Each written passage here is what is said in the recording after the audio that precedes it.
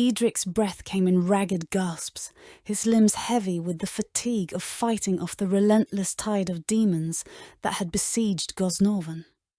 His eyes, however, blazed with a fierce light when they landed on Sigurd amidst the chaos, his golden mane like a beacon in the dark tumult. With a guttural cry torn from the depths of his soul, Eadric charged, arms swinging wildly.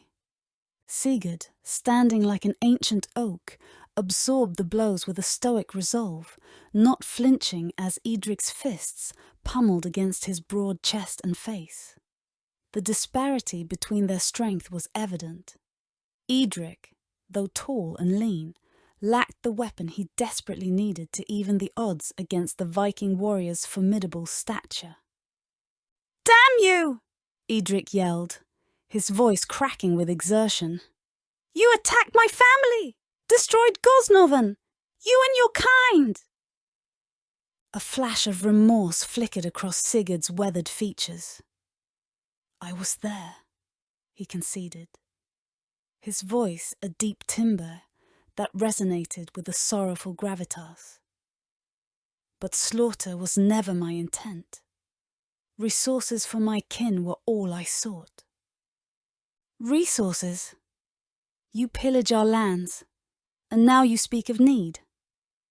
Eadric spat, his anger unabated despite his flagging energy.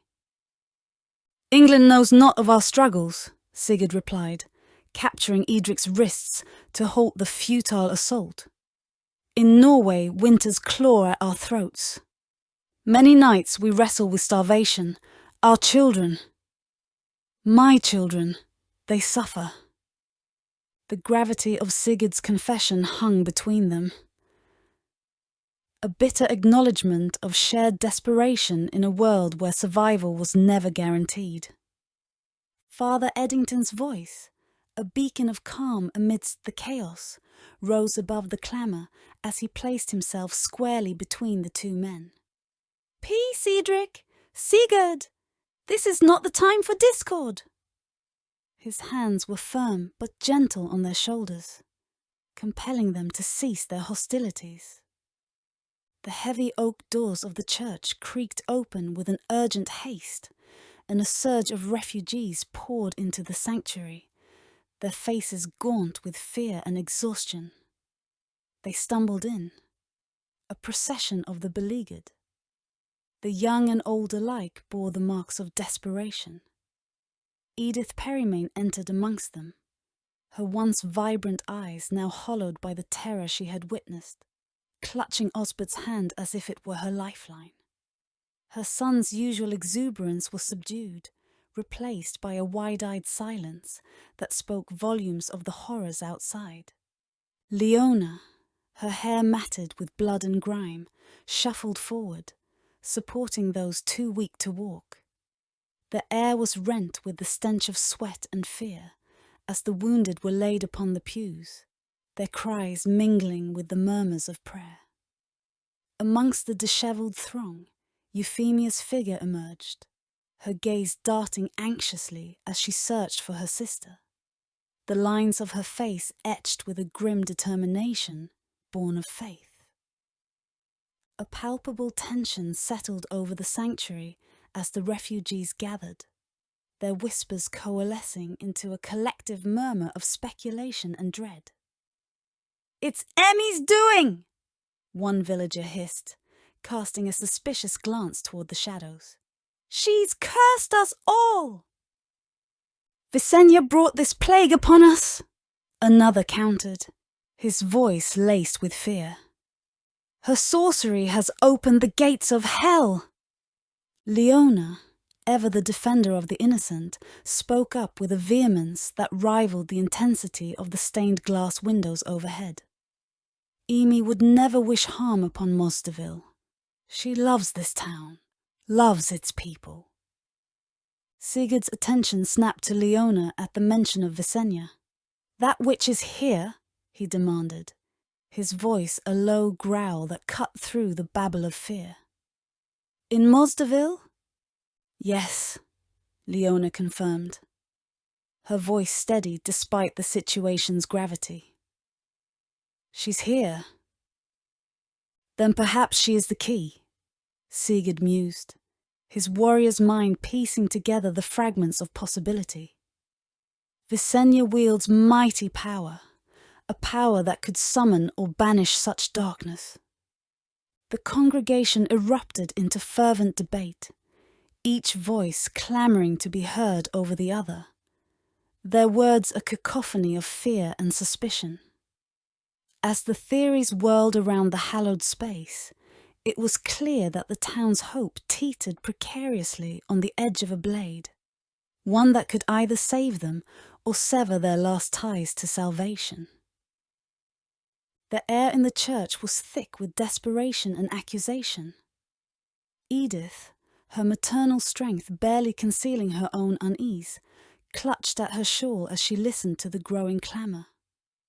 The refugees, a haggard collection of Gosnovan's once peaceful residents, bore the unmistakable marks of terror, eyes wide and darting, clothes rent and smeared with the soot of their burning homes, wounds hastily bandaged with strips torn from petticoats and shirts.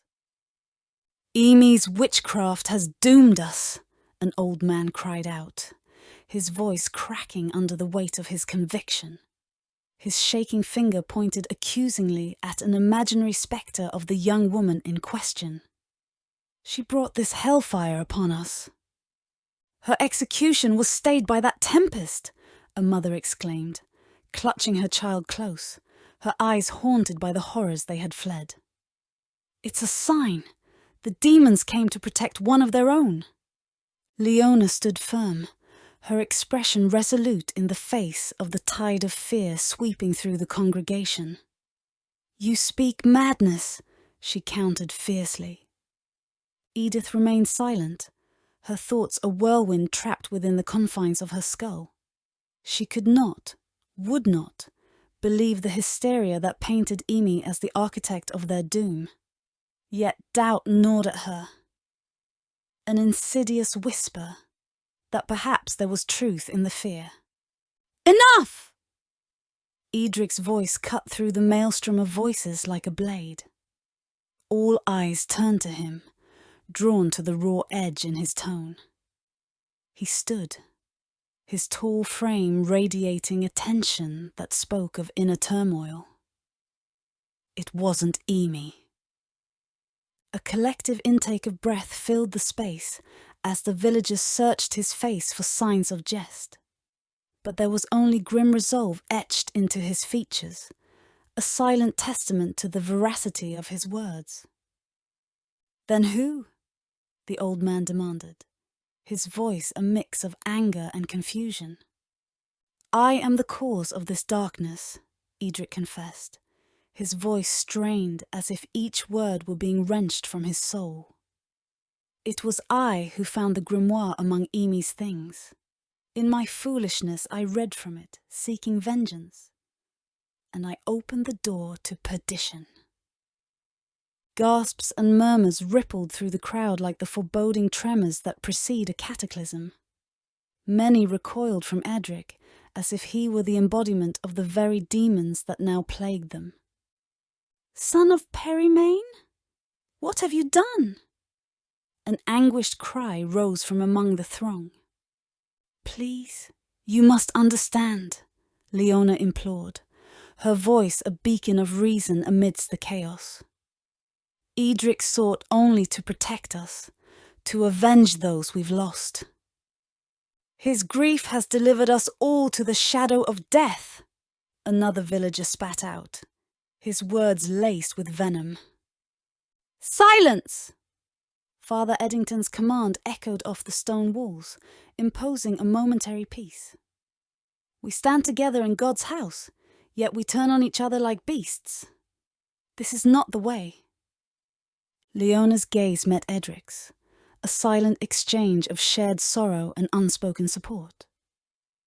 Edith's heart ached as she looked upon her son, his shoulders heavy with the burden of his guilt, and she knew that whatever path lay ahead, it would be one they must walk together.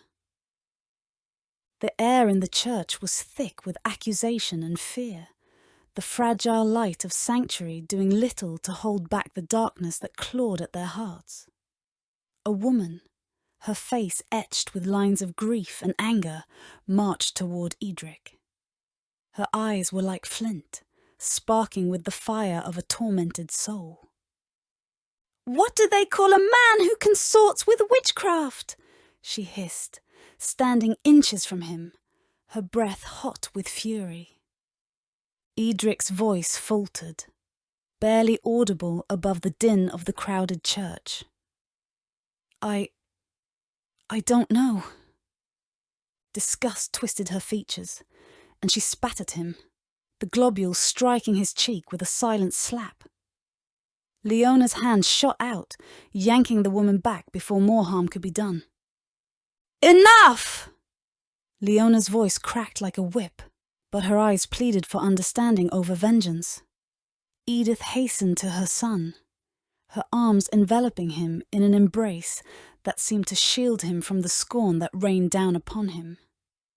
He collapsed into her, the sobs that racked his frame speaking volumes of regret and despair. "Mother, why did I—" He choked on his tears, the words lodged in his throat like thorns.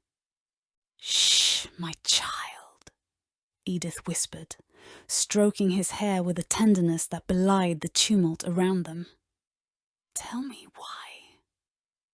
"Father, Elise." Eadric gasped between sobs, the names summoning the ghosts of loss that had driven him to folly. "I wanted power to strike back at the Norsemen. The grimoire promised strength. Never did I imagine this horror."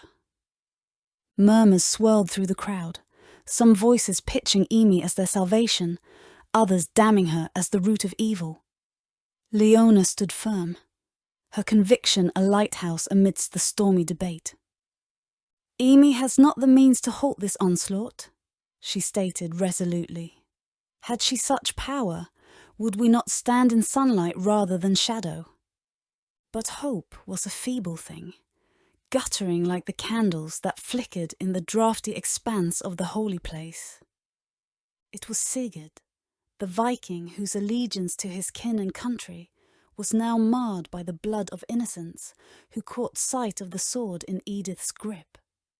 The blade, stained with the ichor of demons, drew his gaze like a beacon. "From whence comes that blood?" Sigurd's voice cut through the cacophony, an anchor in the tempest of fear. "Back at our cottage. It fell a demon," Edith revealed, her own surprise mirrored in her wide eyes. "A single thrust, and the beast lay vanquished." Sigurd's stoic facade gave way to a glimmer of curiosity, an ember of possibility in the cold ashes of defeat. Sigurd's fingers tentatively brushed the edge of the sword, its blade an ominous shade from the demon's lifeblood. "What enchantment grips this steel?" he demanded, his voice echoing with a warrior's authority. Father Eddington stepped forward, his aged hands gently cradling the hilt as though it were a fragile relic. His eyes widened with realization. "The very same I blessed this morn, in hopes of divine protection," he muttered, almost to himself. The priest's gaze abruptly shifted, searching the congregation. "But where is Era? She should be here." Edith, her face a mask of maternal concern etched with fatigue, followed Father Eddington's gaze before settling on Osbert, who clung close to her side like a shadow. "Era is yet out there," she said, her voice strained, gathering souls lost amidst chaos, guiding them to sanctuary. She glanced at Euphemia, whose fervent prayers whispered continuously like a protective shroud around them. "God speed her efforts," Father Eddington murmured, clasping his hands in silent prayer for Era's safe return. Sigurd, however, was already steps ahead. his mind forging a path through the dark maze they found themselves ensnared within. He turned to the assembly, his stature commanding their attention despite the havoc that gnawed at their spirits. "Listen well," Sigurd began, his tone brooking no dissent. "With this blessed weapon, we carve our passage to the very moor whence these fiends spill forth." His eyes flitted to Eadric, whose guilt lay upon him like a leaden cloak, then to the absent Emie and the enigmatic Visenya. United, their powers may seal the accursed gateway. "Can such a thing be done?" A voice quivered from the crowd, fear-laced but clinging to the thread of hope Sigurd presented. "Faith, steel, and sorcery." Sigurd pounded a fist against his chest, where his heart beat a relentless drum. "'Tis a trifecta we wield against darkness." "Then let us prepare," Edith declared, her resolve hardening. Each word she spoke seemed to stitch the frayed edges of their courage together. "Make ready your will," Sigurd commanded, his gaze sweeping over the sea of faces, each haunted yet hungry for deliverance. "For upon the morrow we sally forth into the jaws of perdition to reclaim our fates." Eadric's fingers trembled as they traced the arcane symbols etched upon the grimoire's weathered pages. The weight of his deed, a portal to damnation unwittingly pried open, threatened to crush him beneath its remorseless gravity. The clamour of the huddled refugees, their whispers a cacophony of fear and blame, seemed to recede into the distance as he contemplated the text that had birthed their nightmare. "Child." Father Eddington's voice cut through the din, a calm amidst the tempest. "The very hands that loosed this scourge upon us wield the strength to mend the fissure." The priest's eyes, pools of serene conviction, locked onto Eadric's. "You alone may be our salvation." "Father," Eadric began, his voice a threadbare whisper, but the elder's hand rose, forestalling his protest. "Within the power to open a door, my son, lies the power to close it." The corners of Father Eddington's mouth lifted in a fragile smile. "You must believe in your capacity for redemption as much as you lament your transgressions." Eadric nodded, steeling himself against the squall of doubt. "I am willing," he affirmed, the volume rising from his lips like the first defiant stroke of a war drum. Sigurd, standing apart with the presence of a monolith chiselled by centuries of strife, shifted his gaze toward the assemblage. "We make for the town hall," he declared, his voice resonant and unyielding. "Visenya and Emie will join our cause, and together we shall quell the tide of fiends." He approached Eadric, placing a broad hand upon the younger man's shoulder. "Seek forgiveness within thine own heart," Sigurd intoned, "and grant it unto others when thou art able." "Forgive a Dane?" Eadric's voice crackled with a maelstrom of emotion. "After Gosnovan?" He searched Sigurd's eyes, finding not an enemy, but an unlikely ally in the void between them. "I cannot promise absolution, but in this endeavour, I shall stand with thee." Their hands met, clasping in a pact born of necessity, not kinship.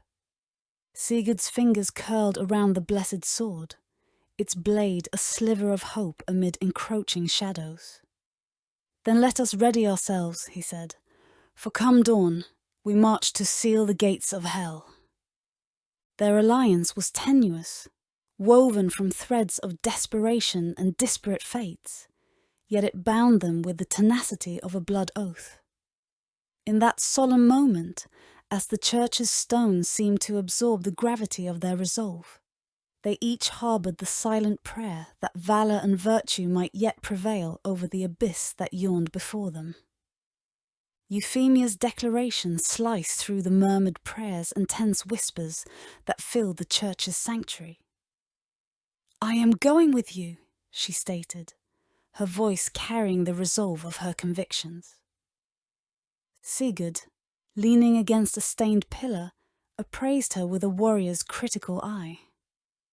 "The path ahead is one of blood and blade, Euphemia," he cautioned, his tone gruff. "Canst thou wield either in defence of thy brethren?" "Perhaps not," she replied, her chin lifted in defiance. "But it is faith, not steel, that repels these demons. The Holy Scripture, the words themselves, they hold power." Eadric watched the exchange, the weight of the grimoire like a millstone in his hands. He considered the steely glint in Euphemia's eyes, and a slow nod formed. "She speaks truth," he acknowledged, the memory of demonic forms recoiling at spoken verses playing vividly in his mind. Her presence could turn the tide. A collective breath was drawn by those gathered as they contemplated the gravity of their undertaking.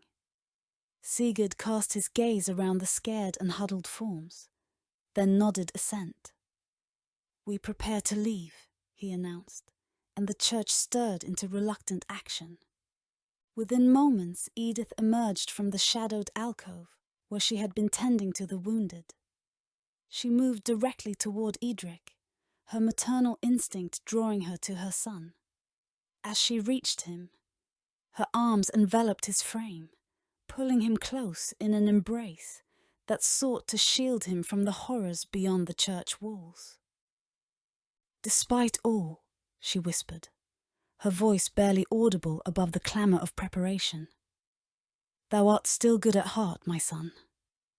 Her fingers curled tighter around his back. "Remember that, Eadric. Whatever transpires, remember who thou art." He felt the tremble in her grasp, the fear mingled with unyielding affection. His throat tightened, but he managed to whisper back, "I will, mother. I promise." They lingered in their embrace, two souls seeking comfort in a world gone mad, while around them, the others girded themselves for the battle to come.